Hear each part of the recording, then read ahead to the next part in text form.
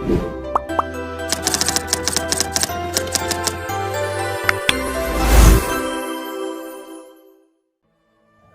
اللہ الرحمن الرحیم۔ السلام علیکم۔ پرانے زمانے میں ایک بادشاہ تھا جو بہت نرم مزاج، انصاف پسند تھا اور وہ اپنی رعایا کے ساتھ بہت اچھا سلوک کرتا تھا۔ بادشاہ کا دور حکومت بہت مثالی تھا۔ ملک میں ہر طرف امن و ایمان اور خوشحالی کا دور دورہ تھا۔ ایک دن بادشاہ کے دل میں خیال آیا کہ کیوں نہ بیس بدل کر اپنی رعایا کا حال معلوم کیا جائے۔ چنانچہ اس نے بیس بدلا اور رعایا کا جائزہ لینے نکل گیا۔ راستے میں ایک مقام پر اسے ایک آدمی ملا جس کے پاس ایک گائے تھی۔ بادشاہ نے اس آدمی سے اس کی خیریت دریافت کی اور گائے کے بارے میں معلوم کیا۔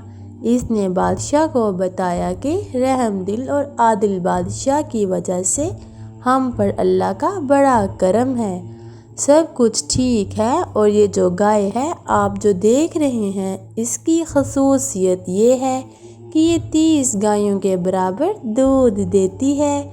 بادشاہ جو کہ ایک آدھا عام آدمی کے بیس میں تھا، یہ سن کر بہت حیران ہوا اور اس نے دل میں سوچا کہ اگر یہ گائے مجھے مل جائے تو کتنا اچھا ہو، کیوں نہ میں اس آدمی سے یہ گائے چھین لوں۔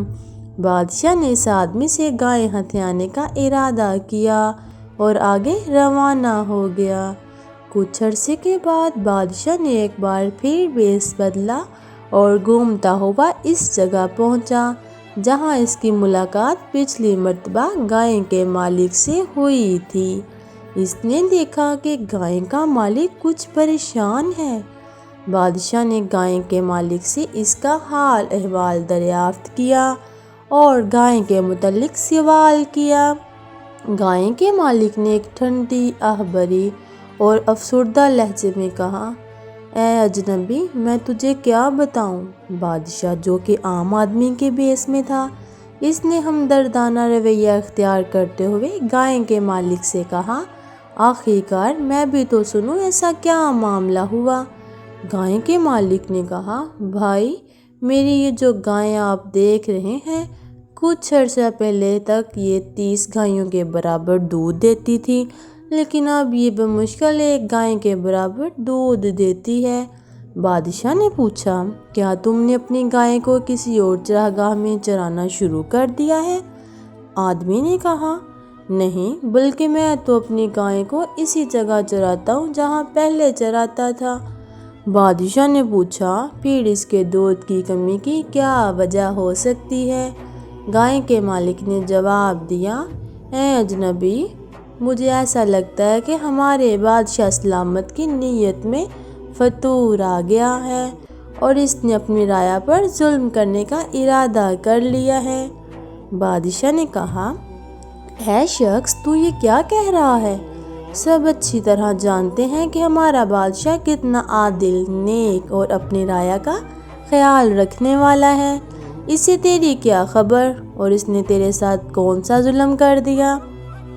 گائے کے مالک نے کہا، میں یقین کے ساتھ کہہ سکتا ہوں کہ میری گائے کے دودھ کی کمی کی اصل وجہ بادشاہ کی نیت میں فتور ہے اور اس کا ظلم کرنے کا ارادہ ہے۔